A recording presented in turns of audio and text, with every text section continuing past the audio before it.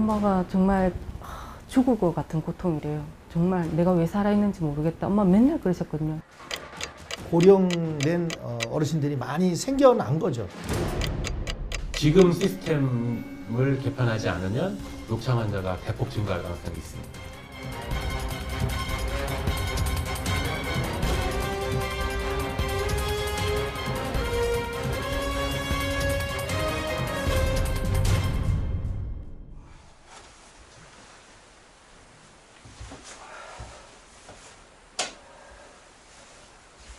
하루 일과가 보통 이제 5시 반?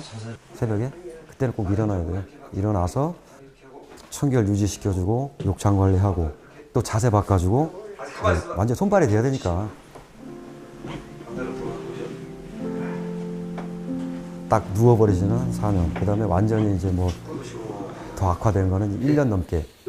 욕창이 없었을 때는 덜 힘들었어요. 근데 지금은 욕창이 있으니까 자세를 바꿔야 하기 때문에 어딜 나가지를 못하는 거야.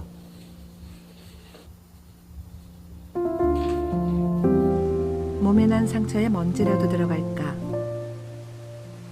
아들은 머리카락을 짧게 잘랐습니다.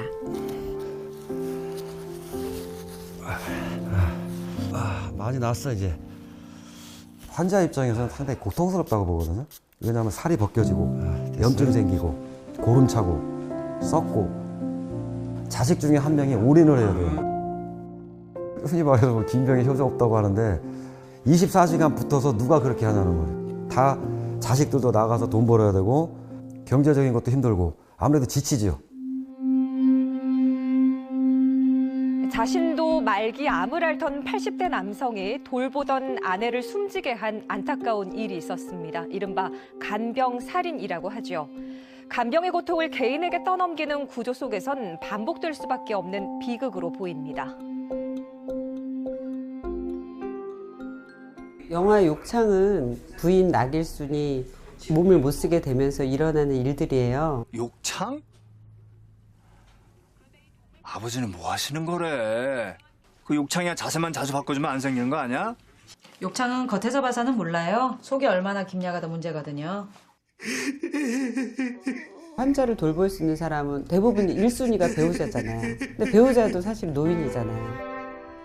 내가 힘드니까 내가 살려고. 죽지 않고 살려고. 주인공도 일부러 중산층으로 한 게 소득이 꽤 있었던 사람도 간병 기간이 오래되면서 되게 사회적 지위가 되게 떨어지거든요. 지뢰가 터져가지고 그 사람이 죽어버리면 그 상황이 이제 끝나는데 발목 지뢰 같이 한 사람이 전쟁에서 발목만 이래 다치면 옆에 동료들이 그 부축해가 가면서 2명, 3명이 이래 상실되는 거와 같이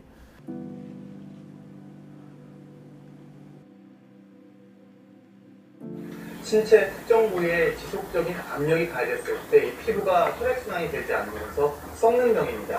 엉덩이 부위라든지 양쪽 대퇴 부위 그리고 뒤통수 이런 부분에 잘 발생하기 때문에 각별한 주의가 필요한데요. 자기 혼자 움직일 수 없는 분들이 취약하겠죠. 중풍 같은 게 없더라도 전반적으로 매우 쇠약한 노인에게 또 잘 생길 수 있습니다. 욕창은 어쩌면 외로움에서 오는 병입니다.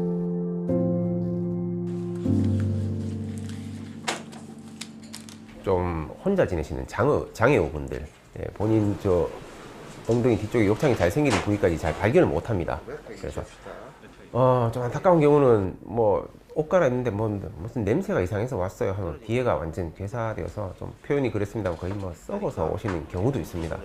이 환자 지금 일주일 됐으니까 특히 엉덩이 부위 욕창 우리가 수술했잖아. 지금 옆에 있는 피부로 이렇게 돌려서 해놓은 상태니까 이 부위가 최대한 안 울리게 우리가 조심을 해야 되고, 그리고 이 사이에도 꼭 이렇게 베개 같은 걸 넣어주셔야 돼요. 네, 안 그러면 여기 무릎하고 무릎 사이가 닿아서 또 욕창이 생길 수 있어서. 환자 개인적 문제에 따라서는 만성 질환자가 사망에 이르게 되거나 뭐 사지마비, 뇌졸중, 심혈관 질환 환자들이 사망에 이르게 되는 가장 큰 원인이 욕창입니다.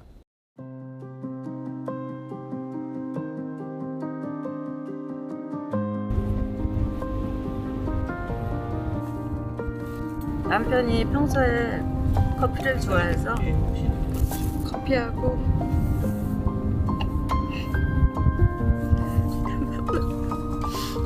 살았다고 평생 좋아해서.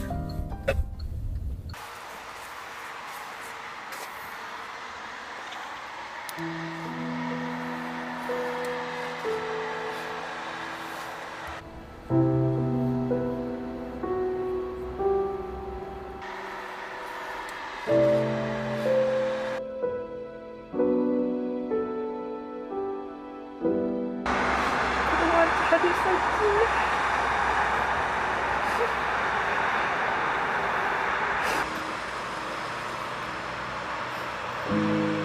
척수장애인협회 구근회 회장의 사망 원인은 욕창으로 인한 합병증. 올림픽 봉송 주자를 할 만큼 가난했던 남편은 한순간에 쓰러졌습니다. 한쪽 옆구리에서 살을 떼다가 수술을 했는데 이제 그때 퇴원할 때 다음에 또 생기면 어떡합니까 하고 물어봤더니 그러면 이쪽에서 또 떼야 된다. 그러니까 양쪽 다 떼다 보면 나중에는 할 데가 없는 거예요.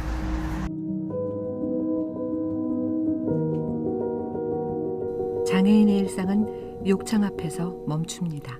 제가 엉덩이에 좀 상처가 많이 컸기 때문에 휠체어에 앉아서 이동할 수가 없는 상황이었거든요. 교육대원들이 오셔서 들것에 저를 실어 주셨는데 제가 엎드려서 실려갔어요. 이렇게 눕다가 반대로 누우려면 다시 이렇게 24시간 동안 계속 몸을 바꿔주면서 누워 있어야 됩니다.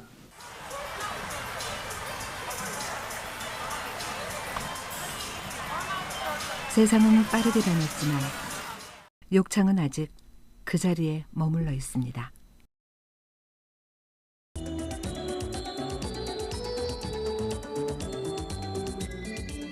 그런 그 욕창이 생기지 않게 조심을 해야 될 텐데요. 어떻게 네. 하면은 생기지 않을 수 있을까요? 그렇죠. 욕창은 생기기 전에 예방하는 게 가장 중요한데요.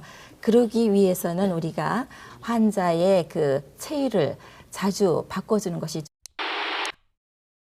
매년 5%에서 10% 이상씩 증가하고 있다고 되어 있거든요.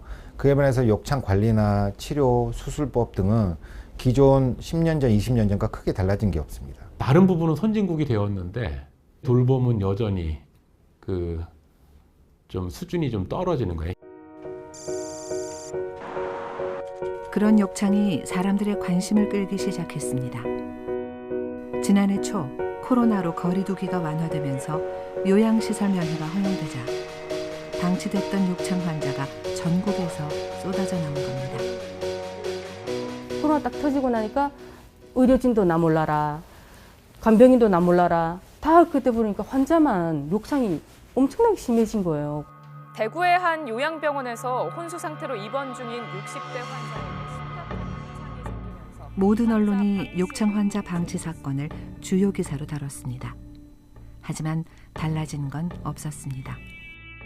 언론에서는 욕창이 생기고 난 뒤에 어떤 사건 사고가 생겼을 때 이제 관심을 가지지. 그 노인분들이나 그다음에 장애인분들이나 뭔가 자기 목소리를 이렇게 막 발현하기 어려운 분들이잖아요. 그게 이제 뭐 우선순위에 밀린다고 저는 생각을 하고요.